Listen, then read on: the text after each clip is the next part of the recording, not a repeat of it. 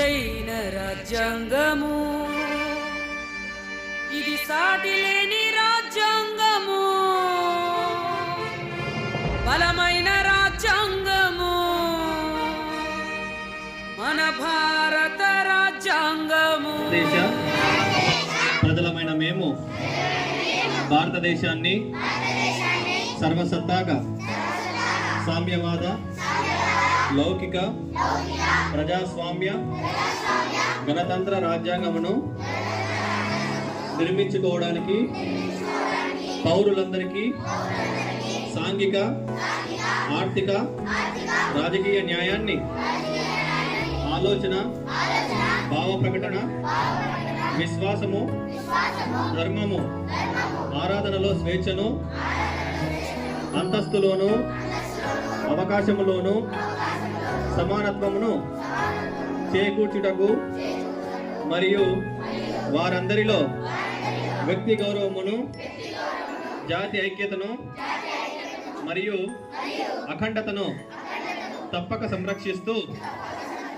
సౌభ్రాతృత్వాన్ని పెంపొందించుటకు సత్యనిష్టపూర్వకంగా తీర్పించుకుని 26 November 1949న మన రాజ్యాంగ పరిషత్తులో పరిగ్రహించి శాసనంగా రూపొందించుకున్న ఈ రాజ్యాంగాన్ని మాకు మేము సమర్పించుకుంటున్నాం.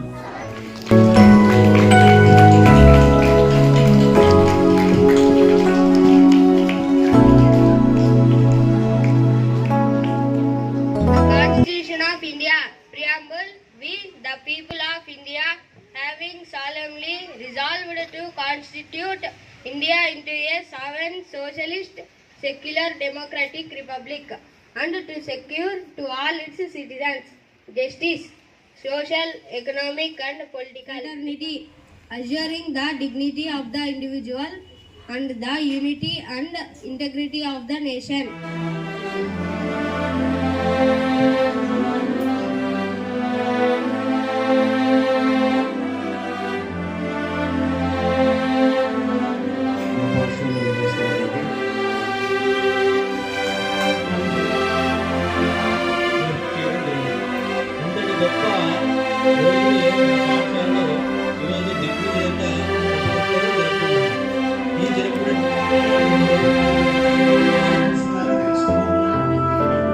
భారతదేశం మొత్తం అన్ని ప్రభుత్వ రంగాలలో అన్ని ప్రభుత్వ సంస్థలలో ఈరోజు ఈ కార్యక్రమాన్ని మనము జరుపుకుంటున్నాం.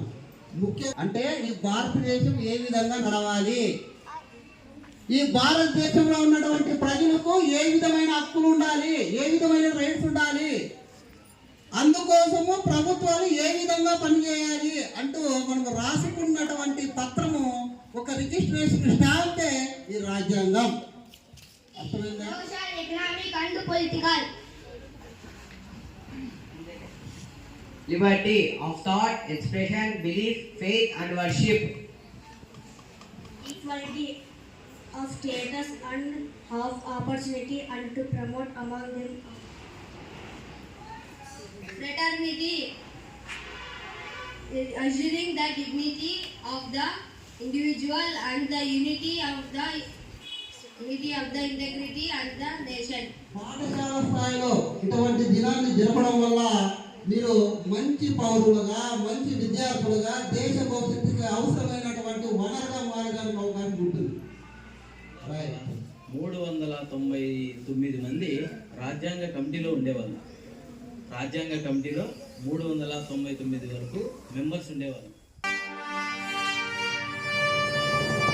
దీటైన రాజ్యాంగము,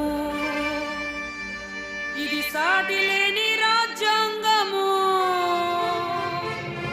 బలమైన